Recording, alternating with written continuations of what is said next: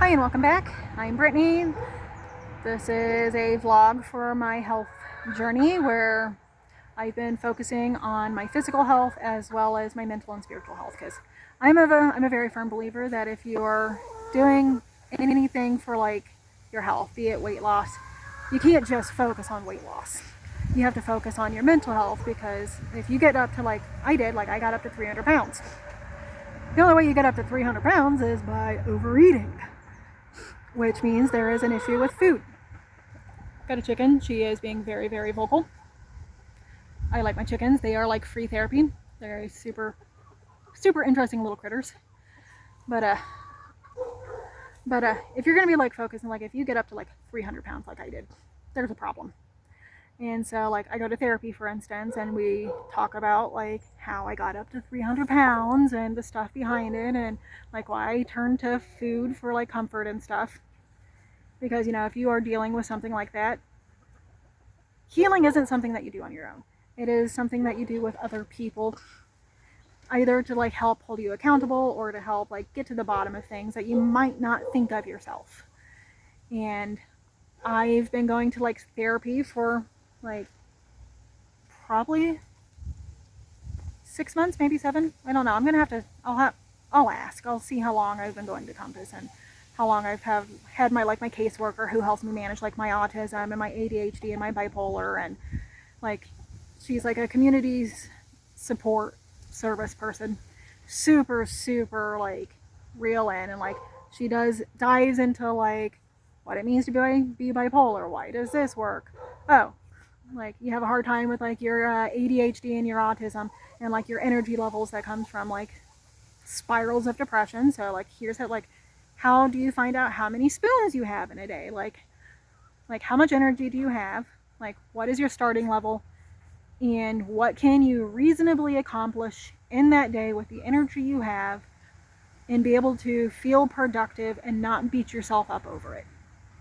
And so like that's one thing she helps me with, and like my therapist helps me with, and even my psych doctor, he even helps me on that, because you know he keeps track of the medications that are to help with my mood disorder, and also with my ADHD, because we want to make sure that I am able to function better than I was at the beginning of the year, where I would spend weeks bedridden from how badly depressed I was. I was bedridden.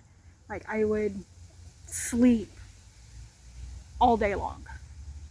And so we've been like kind of figuring like stuff out like that. But yeah, full circle. If you're dealing with like, if you're working on like your physical health, you also need to like take a step back, because like, okay, this is what's happening to me physically. What's going on mentally? How is my heart? How is my soul? Because I am a Christian. I am a very big believer in like spiritual health and spiritual well-being. I have experienced things growing up that some people would probably think I'm kind of kooky for believing. Like, to put like this into perspective, growing up, my favorite show was Ghost Hunters, like Taps.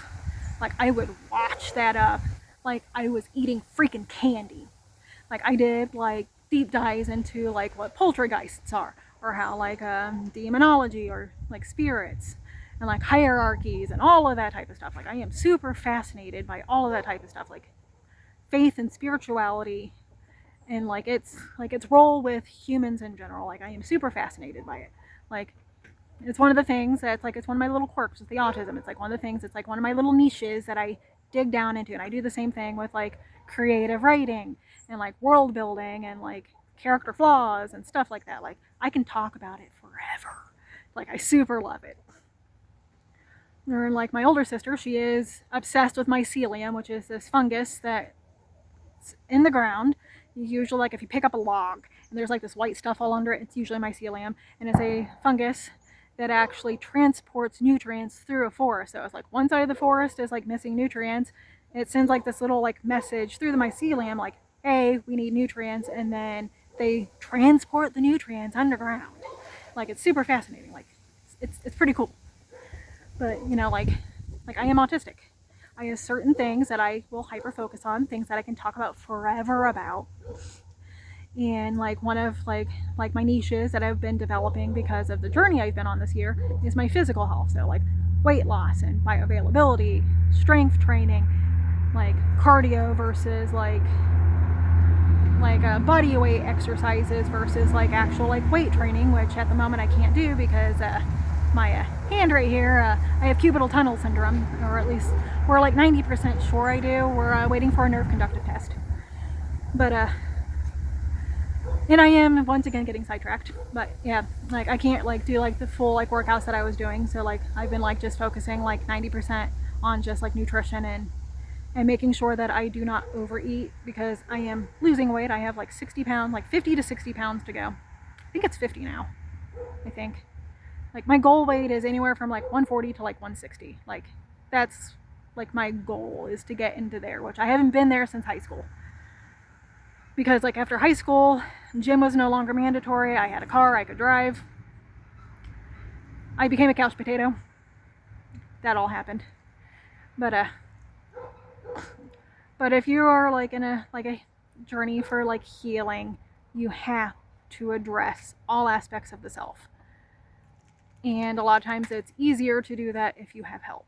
So that's like my little advice. If you're on a weight loss journey and you have struggles, there is nothing wrong with getting professional help. Like, please, by all means, do it. Like,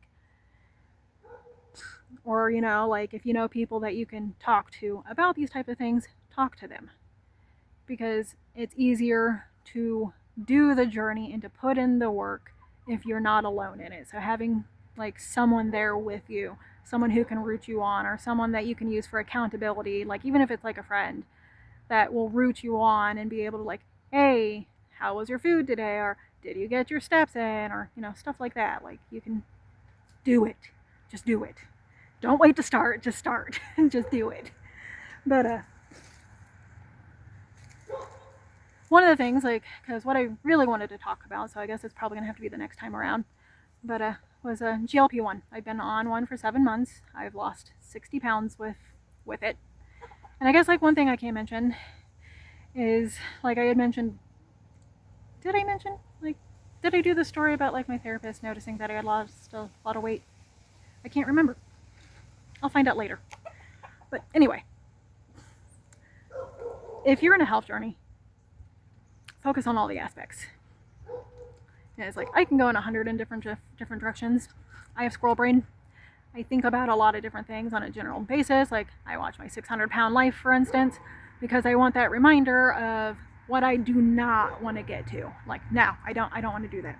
And so like I watch a lot of like content creators on YouTube that are like either in a similar journey to me. They're in the process of losing weight and like tracking their food and stuff like that. And I just got chicken mating on my screen. Lovely. Sorry about that. Chickens will be chickens. It's the Animal Planet. But like I watch a lot of content creators of people who are like in weight loss journeys, people who are like actively like losing weight and trying to do these things, or people who like make commentaries about, you know, the like body positivity that's shifted from looking at people who have like missing limbs and going into like you can be 300 pounds and you can be healthy. Like, no, you cannot. You cannot be healthy at 300 pounds, because I am an example of what life is like at 300 pounds. It is miserable. But like I watch these different types of things. I watch these content creators who actually break these type of things down. Like Annie's come back. She's on a health journey. She's losing weight. I think her name's Jasmine or Jamie, something like that. I've just found her, started watching her. There's a couple of people who are like using GLP-1s and they talk about like some of the things they've experienced. Others who are just like losing weight. Or like I'll watch like people who have like PCOS who have lost weight.